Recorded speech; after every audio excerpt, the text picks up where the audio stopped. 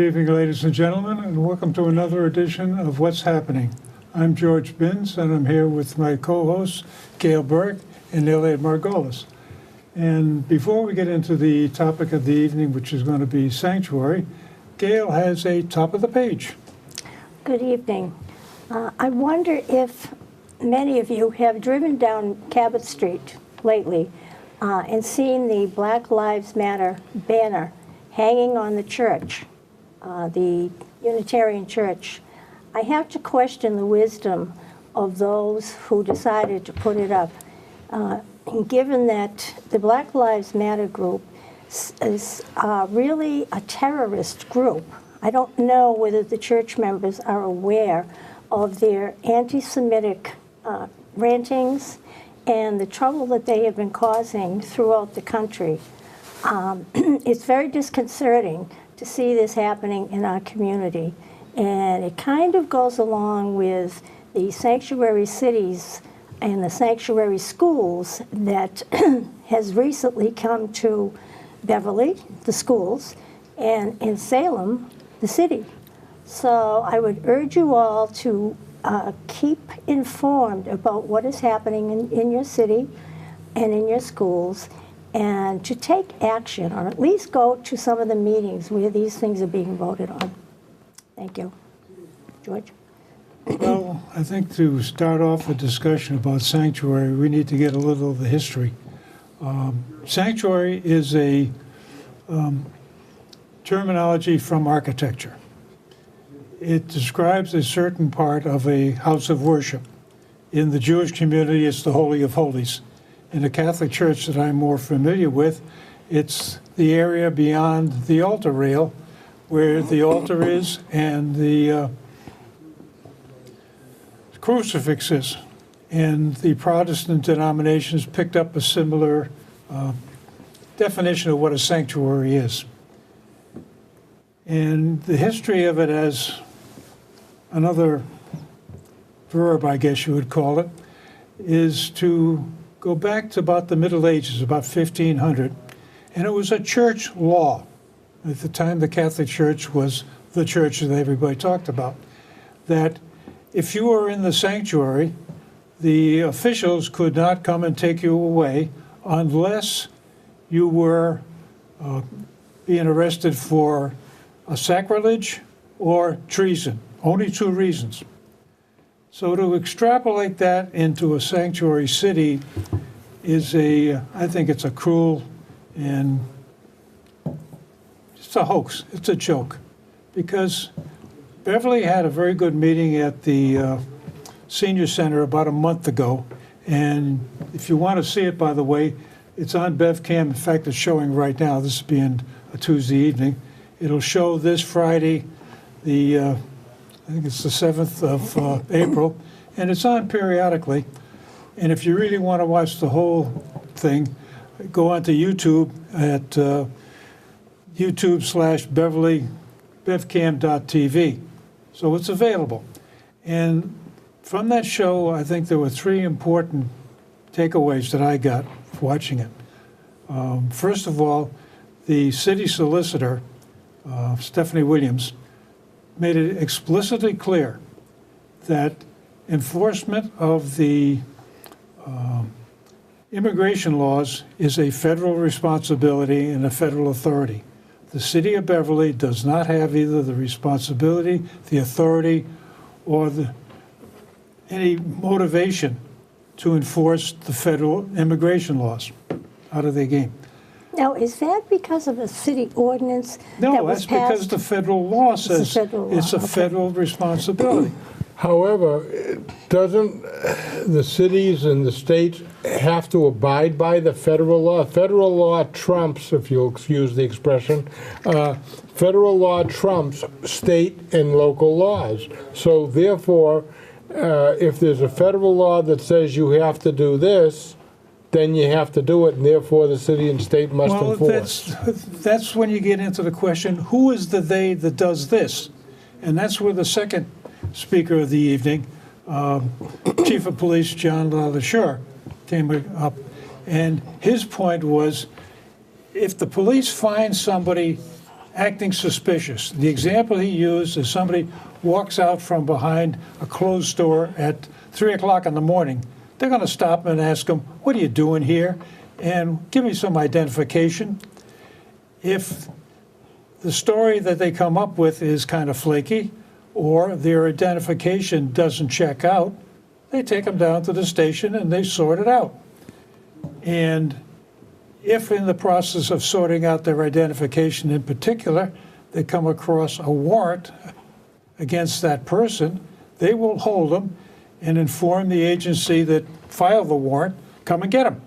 Or if in some cases, they send them off to the county jail. But I think we're finding, George, that in some of these sanctuary cities, particularly in California, even though they may issue a detainer, the police and the mayors are not paying attention to these Well, that's detainers, one of the points and that they the let chief- them go. No, that's one of the points the chief made. If all they have is a request to detain, they let them go. Yep. They can't hold them. Well, I think they can hold them if they so choose to, particularly if they run him through and they find that he has a history of repeated offenses. Now you're getting into, this is the fine point that we're getting into, and I think it's very important. If there is a warrant against an individual for criminal activity, the police hold them, either until the agency that filed the warrant or some other agency comes and gets them, or they send them off to the county jail until they get picked up from there. But if all they've got is a request to detain, it's not a warrant, it's not a legal reason that the city can use to hold somebody. You got habeas corpus. You can't keep anybody indefinitely for anything. Well, what happens to these people who are deported, and they're deported 4 or 5 times, they make their way back into a sanctuary city, and yet they commit a crime and they don't hold them? That's where the thing gets really dicey. Yeah. If they commit a crime, they should be held and prosecuted for that crime. Yeah. Is there a record of the crime that they've committed, number one? Number two is it that person using the same name? So It could you don't be, really know. yeah. But, And it could take time to get Right. those records. but Well, they hold them until they get the records. If somebody comes up with a phony ID, Yeah. the cops are going to hold them until they can sort out, who is this character really? That is a reason to hold somebody until you find out who you've got. But okay, if well, let's the- talk about the Beverly situation. Well, okay, let's go back to the third person in that little vignette that they had. And that was the Assistant Superintendent of Schools, Sue Chirocek. And she pointed out that, number one, any kid living in the city of Beverly, legal resident of the city of Beverly, is entitled to go to school here. Now, Legal resident. Okay. All they have to do is prove residency. They're living here, they're in a building, they live here, they sleep here, they eat here. but they don't go into whether or not the person is legal or illegal. True, doesn't make any difference according, that's the rules that they have to live Now, by. who set those kind of rules? Is it the state? Yeah, the state says The every state. kid in town has to go to school. Yeah. But And, that can be changed by the legislature. oh yeah, but they're not going to change that. Right. Not in this state, Not for that reason. no. But basically what it comes down to, any kid in the city, and that goes from kindergarten to about the age of 22 or 23, I forget what the upper limit is, when the city is no longer responsible for them, to provide them with an Well, in education. Lynn, it happened to be like 35. No, can't. If Lynn is taking kids that are 35, it's They- their own fault. Well, They're going. they didn't know they No. were 35 when Well, they came okay, in. that's a different story. Okay? But if the kid is living here, he gets to go to school here. The city school system, the city school district, cannot release information on any kid in the school. Right. And they don't want to know about anything about their immigration status. It's not their bag. So what is the purpose of them becoming sanctuary schools? That gets to be the point I was making earlier. It's a cruel joke. Yeah, Now, makes them feel good. let me go one step further and then we get into my editorial. The other thing is, there was a horror story in New Bedford where ICE came in and scooped up a bunch of illegal immigrants out of work situation. They were working in a factory. This was a long time ago. Oh, yeah, but, I mean, this is the horror story that everybody keeps thrashing over again. And the net result is mothers and fathers were hauled off to detention. Kids got out of school. There's nobody home. What do you do about the poor kid? So in the city of Beverly, and most other places too, they have a procedure that every kid has got an emergency contact. So if the person who was supposed to pick them up doesn't show up, then they call the emergency contact.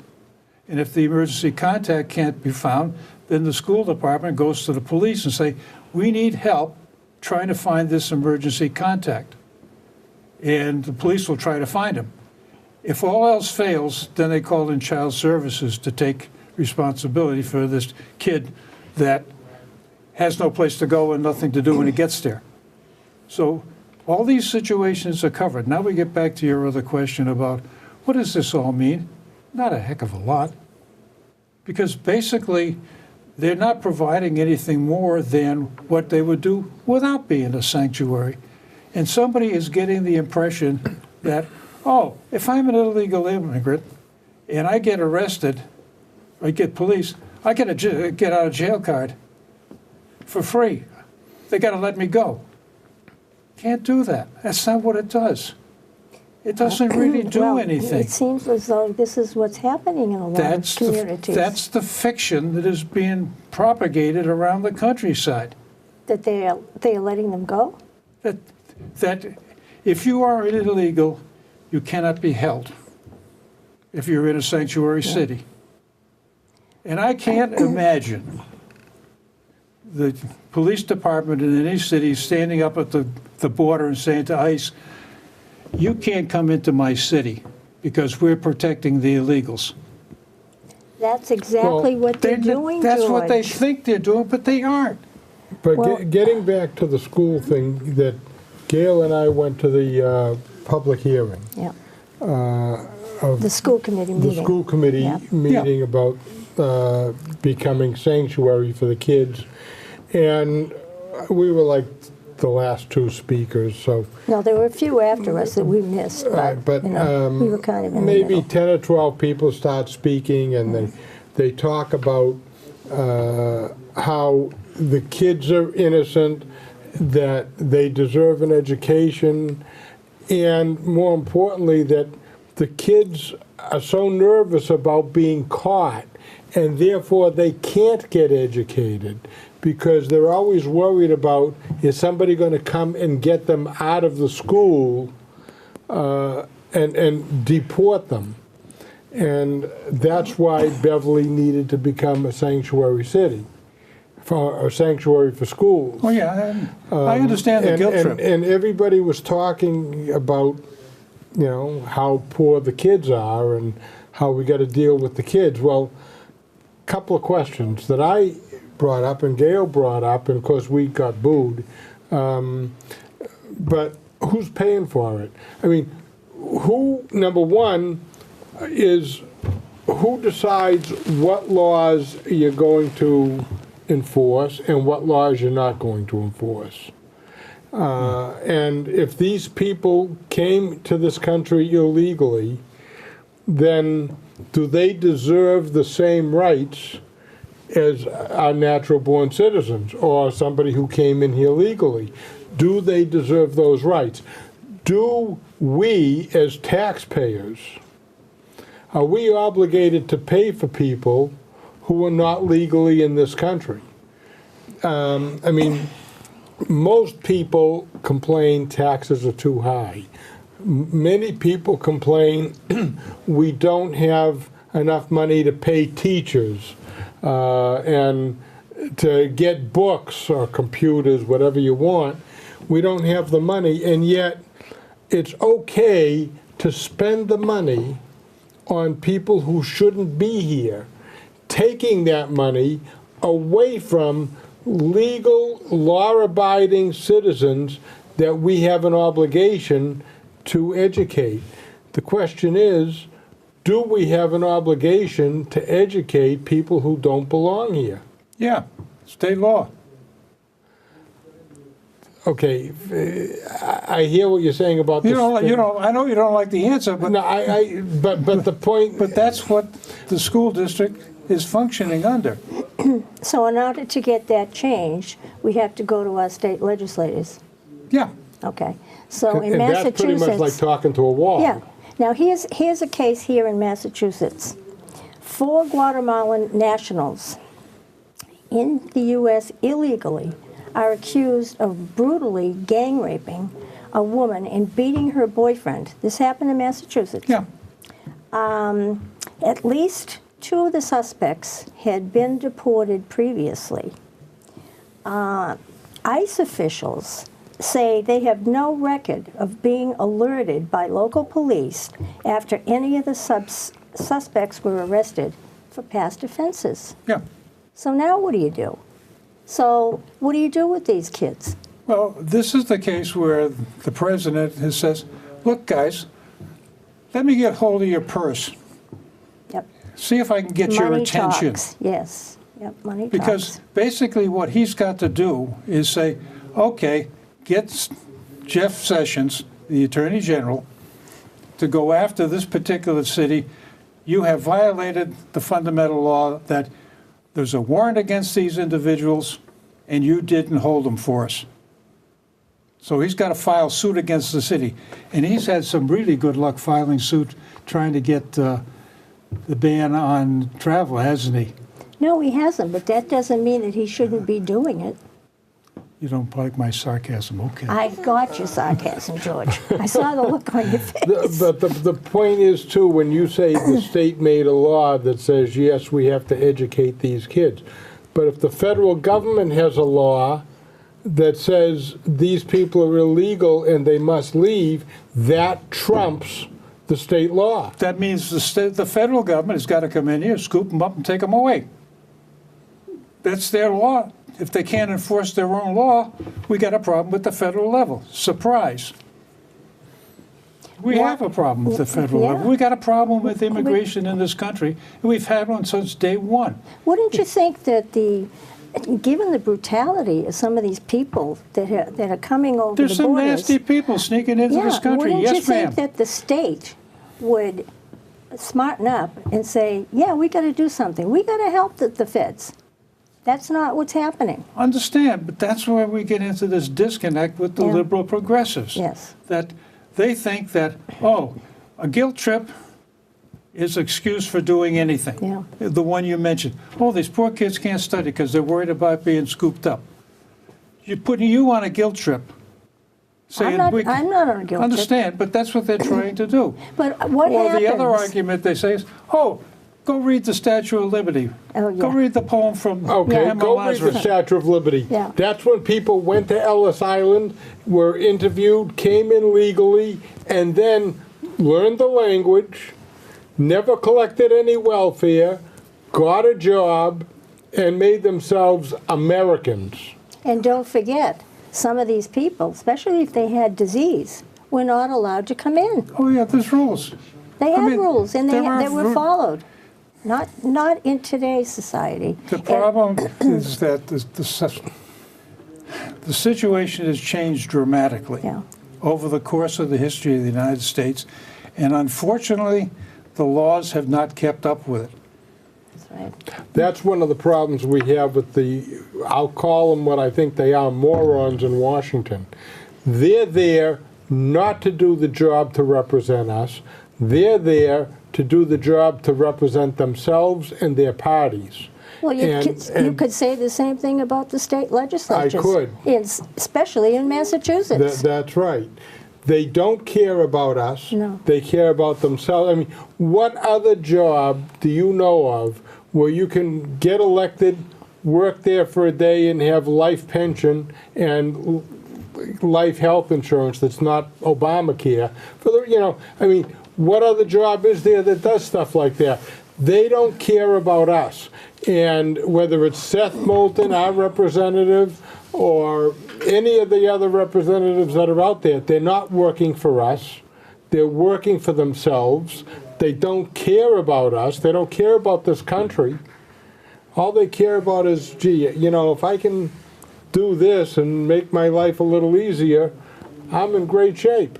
Well, I'd like to ask the officials in these sanctuary cities and the sanctuary schools, what are you going to do if you have somebody that you allow into your schools or into your city, and they do what's happening throughout the country? They come in and they shoot the place up, or they rape somebody in the schools. Then what are you going to do?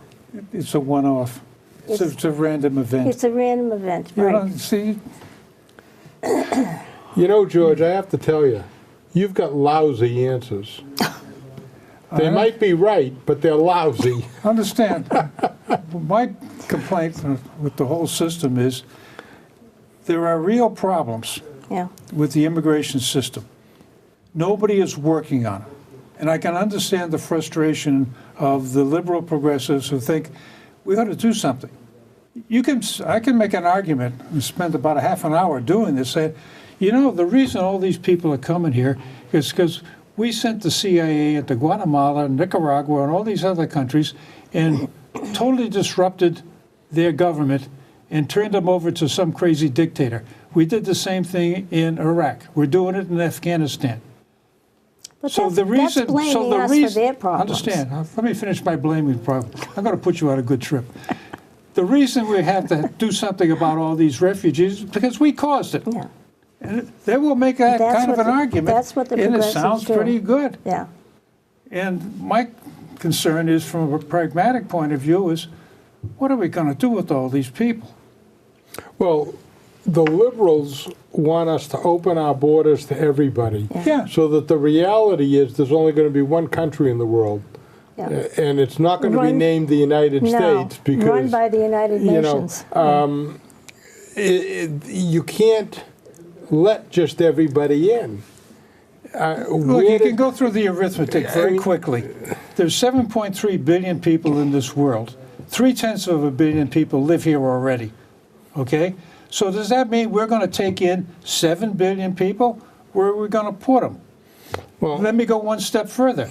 Japan is the most densely populated country right now. Its population density is 5 times ours. So if we had the same population density as Japan, we'd have 1.5 billion people in the United States. We can't find jobs for at least 10 million males between the ages of 25 and 54. We have a population of about 20 million ex-convicts who can't get jobs. Why do we need to bring in more laborers? well, that's one of the problems. I mean, the liberals want to help everybody out except for us. And they don't add 1 and 1 and get 2. They add 1 and 1 and get 7. They don't understand. They don't have any comprehension of this, of what happens when you allow these kinds of things. They don't even think. They have tunnel vision. We're going to do it, and like you said, with the guilt trip. But what are the consequences of it? Lynn is facing that right now. You're right. Right. They got several thousand kids injected into their school system. They don't speak English. That's They- one of the first not only things. don't they speak English, they don't speak Spanish or any of the other languages right. that are taught in the system. Yeah. They But- come from an area where they have their own total different dialect. There is a solution to that, and it's a very simple solution. And the solution is what they do in Israel. They have what's called an ulpan in Israel. Anybody who comes to Israel and wants to live in Israel has to learn the language first before they can go to school, before they can work. They go into this intensive ulpan and learn the language. Yeah. Now, that's what we need to do in this country, because what's happening is our kids are legal, qualified, good kids who want to get educated are being held back because of these people. And that's just happens to be a fact. You may not believe it, but it happens to be a fact that our kids are being held back. Why do you think that the United States is like 35th in the world in education? It's not because we don't have the resources, and it's not because we don't have the money. And because liberals think if you throw money at a situation, that's going to solve it. That's not going to solve the problem. We've thrown plenty of money in the situation. These kids have to learn English first. Then maybe they can come into the school system. Well, I'm back to the point that if all you're going to do is make a decision that we're going to be a sanctuary district, that makes us feel good. Yeah. At your expense. Who's the you? Everybody else Everybody. around you that doesn't think that we should have a sanctuary. And it's like I keep coming back to the point, the sanctuary doesn't really do anything. It's not a get out of jail free card. Well, one thing, one myth that I would like to dispel is the fact that liberals go around saying that sanctuary cities have a lower crime rate. That is absolutely false. Crime rate depends upon what city you're talking about. Well, I mean, this is what there's a- bothers me is look, they the play Attorney with the General- statistics. Well, they do, but one attorney general in Louisiana has said there's been a big crime rate rise in Louisiana. Look at Chicago. Are you going to tell me that part of that isn't because of illegal Well, aliens? This Keep is in the mind- problem. No, this is the problem that exactly exacerbates the situation. The statistics on Chicago are pretty well defined. You can go in and get area by area what the statistics are. And nobody does that. They just make these Yeah, generalizations. they just make things up. And I think this is the problem, that nobody is taking the time to find out what the hell is the real problem we're trying to solve. We're Well, just going to nobody- bandage over something. We're going to feel good in the morning, and we'll worry about that, and we'll kick the can down the road for another 5 years. Nobody's really trying to solve the problem, George. All they're trying to do is say that they're trying to solve They the want problem. to feel good at our It's expense. called feel-good legislation. Yeah. Like affirmative action is feel-good legislation. The METCO program is feel-good legislation. But the reality is it doesn't accomplish what needs to be done. Exactly. Well, I And- think we're going to have a different perspective. We'll wait and see what happens when President Trump starts pulling money out of these sanctuary cities, and then you're going to see things change. You're going to hear a hue and cry from a lot of them, and he's going to take a lot of flack from them, but money talks. And if you don't have the money, things are going to change. I'm not as confident that's going to make a Well, difference. on that note, I'm sorry, we have 1 minute left. In 1 minute 10 left, let me tell seconds. you what it is. I think a lot of this sanctuary stuff is the liberal progressives are very upset that they picked two losers that couldn't win. And they're trying to get even with Trump Oh, yeah. any way they Yeah, can. And they absolutely. figure if we declare ourselves a sanctuary city or a sanctuary district, we're getting even with Trump. Right. Last word? Well, You have nothing to say? I didn't say that, no, but my last word could be about 20 minutes. 10 seconds. No, I just think that we've got to realize that there is such a thing as feel-good legislation Yeah. and real legislation. And what we have to do is we have to elect people in office who really want to do something, and the best way to do that is have term limits so that they don't make themselves a country club. Okay. Thank you both. Thank you, viewers, for watching. I hope you've enjoyed our discussion tonight. We tend to get a little lively sometimes, but that's okay. Thanks a lot. We'll see you the next time. Bye-bye.